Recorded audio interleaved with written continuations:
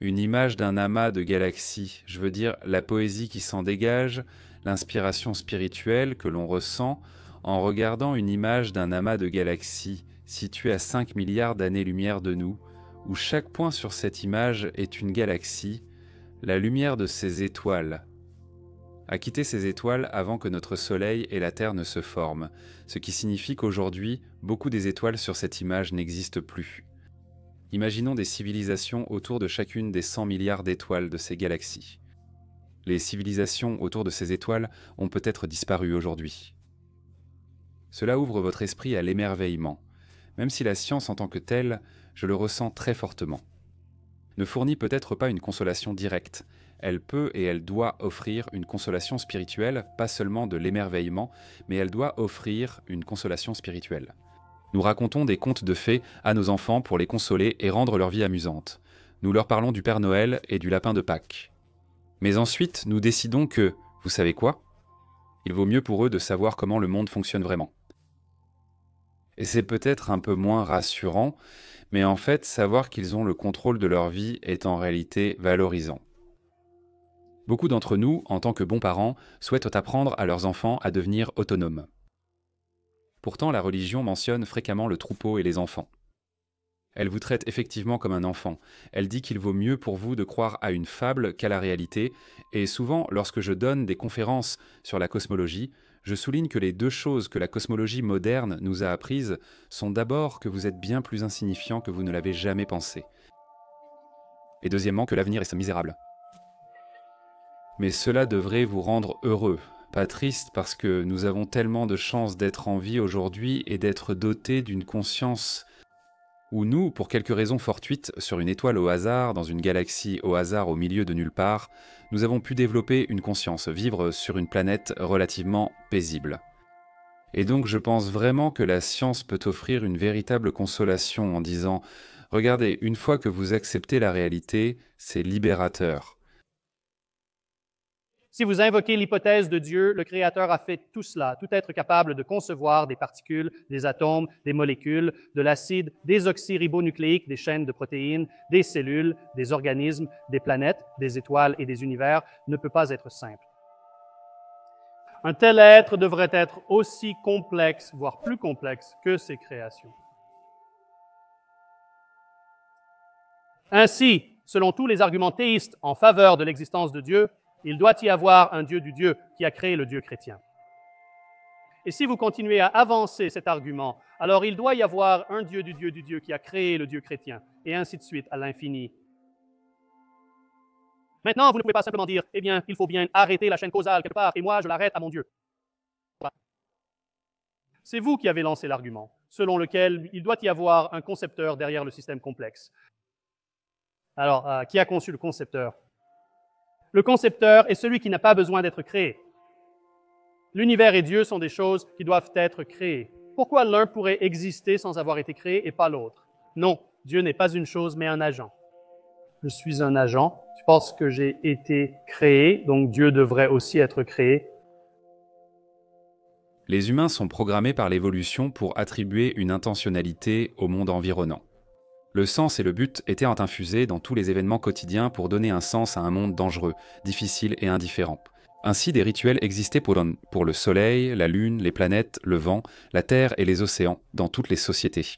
L'essor de notre compréhension physique nous a lentement amenés à abandonner ces nombreux dieux.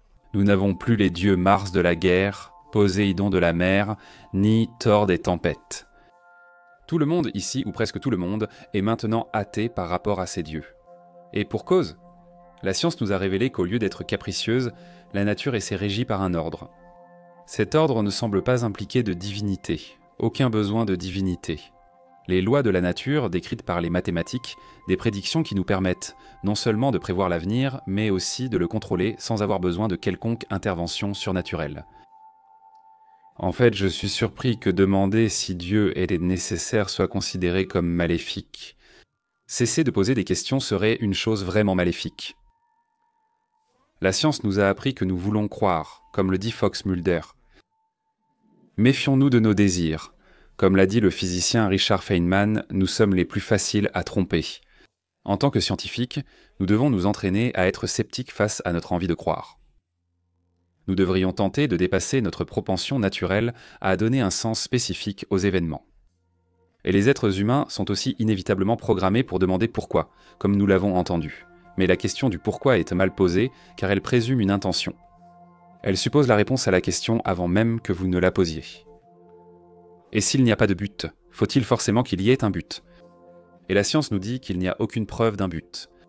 La question du pourquoi est mal posée. Nos adversaires veulent figer le temps en ignorant les preuves de la réalité.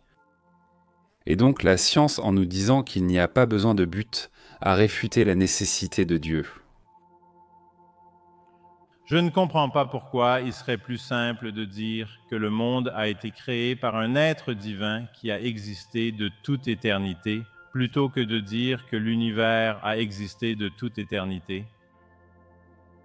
Affirmer que l'univers a toujours existé est une explication plus simple, à mon avis. Maintenant, ton argument était que l'univers n'a en fait pas existé de toute éternité, que la science dit qu'il y a eu un Big Bang et que cela soutient d'une certaine manière la version créationniste de l'univers. Tout ce que je dis, c'est que la science ne dit pas cela. La science dit seulement que l'univers observable a commencé il y a 13, quelque chose milliards d'années, avec une sorte de Big Bang, et qu'il est en expansion depuis. C'est tout ce qu'elle dit et tout ce qu'elle peut dire. Donc, je dis simplement qu'il n'y a aucun argument ici pour croire que ton hypothèse, selon laquelle il a été créé par un être divin, est en meilleure position que l'hypothèse selon laquelle il a toujours existé. D'un point de vue logique, c'est à David de prouver l'existence de Dieu, pas à moi de prouver le contraire. Je ne peux pas réfuter l'existence d'Apollon, de Zeus et tout ça, mais nous pouvons en quelque sorte ajuster nos probabilités de croyance en fonction des preuves accumulées pour ou contre l'hypothèse de Dieu. Il n'existe pas d'hypothèse athée. Ça n'existe pas. Soit vous pensez qu'il y a des preuves de l'existence de Dieu, soit vous n'en voyez pas. Il n'existe aucune alternative à défendre. De plus, ces arguments se ressemblent tous. Tout semble avoir été créé, que ce soit l'œil, l'univers, les planètes ou l'acide désoxyribonucléique. Je n'arrive pas à concevoir que X ait pu être créé naturellement. X a donc été créé de façon surnaturelle. Newton a une citation célèbre dans laquelle il parle de l'alignement stupéfiant de toutes les planètes dans ce plan plat, le plan de l'écliptique, où toutes les planètes tournent dans la même direction. Toutes les planètes sont dans ce plan plat, sauf Pluton, qui n'est plus considéré comme tel. Et il dit, vous savez, je n'arrive tout simplement pas à expliquer cela. Je ne comprends pas comment cela a pu arriver. Cela doit être la providence du Créateur divin, mais plus personne ne fait cet argument, c'est pourquoi mes amis créationnistes du dessin intelligent n'utilisent de plus cette citation, car nous avons maintenant une théorie cohérente sur la formation des systèmes solaires. Naturellement, tout ce dont vous avez besoin, c'est de la gravité, de la matière et de certaines configurations adéquates concernant leur distance, etc. Et les planètes se forment naturellement. Nous savons maintenant que pratiquement chaque étoile de la galaxie possède une planète. C'est un processus naturel, sans nécessiter l'intervention divine pour agiter les particules. Dans la longue histoire de la science, c'est ce qui se passe. Les gens invoquent le vide, ils disent « Eh bien, je ne vois pas comment cela aurait pu se produire naturellement, donc cela doit être surnaturel. » Les lacunes sont comblées, c'est ce que font les scientifiques, et finalement ces lacunes seront comblées. Et alors, où va votre foi religieuse si vous l'accrochez à ce vide? Il y a ce vide ici, ces gars-là ne peuvent pas expliquer cette chose ici, peu importe ce que c'est. La précision de l'univers, l'acide désoxyribonucléique, l'œil, peu importe, vous ne pouvez pas expliquer ça, donc j'accroche ma foi là-dessus. Oh, il l'a expliqué, tout le monde accepte que c'est arrivé naturellement. Et maintenant, qu'est-ce que je fais de ma foi? Parce que c'est ça le problème.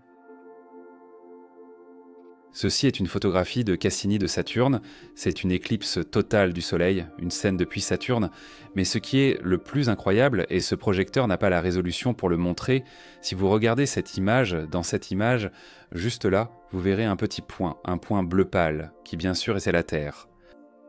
Et il me semble que c'est cette merveille dont nous devrions parler à nos enfants, leur montrer des images pour comprendre notre place dans le cosmos.